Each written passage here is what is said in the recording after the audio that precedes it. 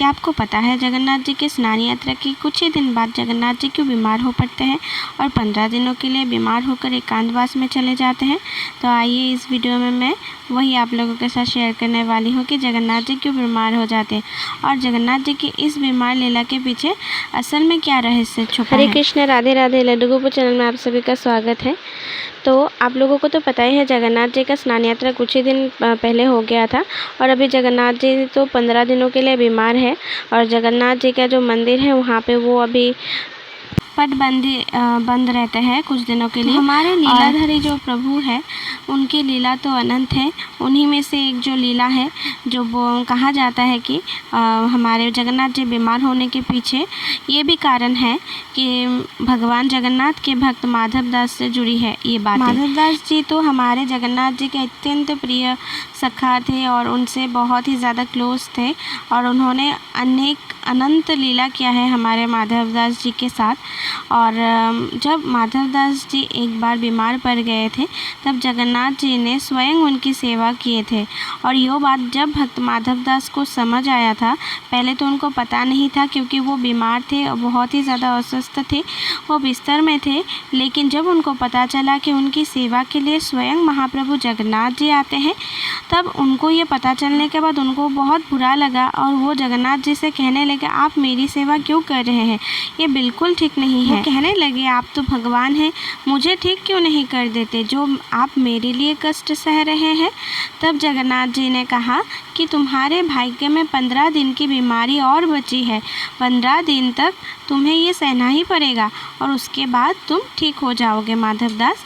इसीलिए मैं तुम्हारी बीमारी ठीक नहीं कर रहा क्योंकि हमारे भाग्य में जो लिखा है वो हमको सहना ही पड़ेगा, नहीं तो कालांतर में बार बार वो चीज़ हमारे साथ में होता ही रहता है।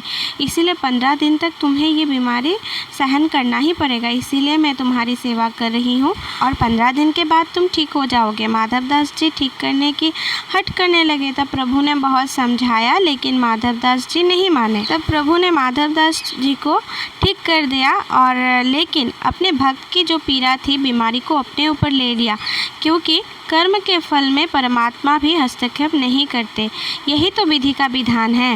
और तभी से हर साल ज्येष्ठ पूर्णिमा के बाद भगवान जगन्नाथ जी 15 दिनों के लिए बीमार होकर एकांतवास में चले जाते हैं और अपने प्रिय भक्त की पीड़ा को अपने ऊपर ले लेते हैं। फिर रथ यात्रा से पहले स्वस्थ होकर भक्तों के दर्शन के लिए निकलते हैं।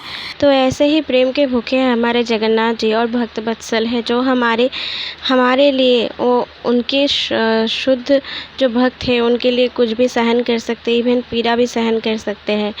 और ऐसे ही हमारे जगन्नाथ जी अनेकों लीला किया है, अनंत लीला किया है अपने भक्तों के साथ। अगर आप लोग सुनना चाहते हैं तो आप लोगों के साथ भी ज़रूर शेयर करूँगी दूसरे वीडियोस के माध्यम से। और जगन्नाथ जी हर साल ज्येष्ठ मास की पूर्णिमा से लेकर 15 दिन तक बीमार रहते हैं। उन 15 दिनों में जगन्नाथ जी की सेवा होती है मंदिर में।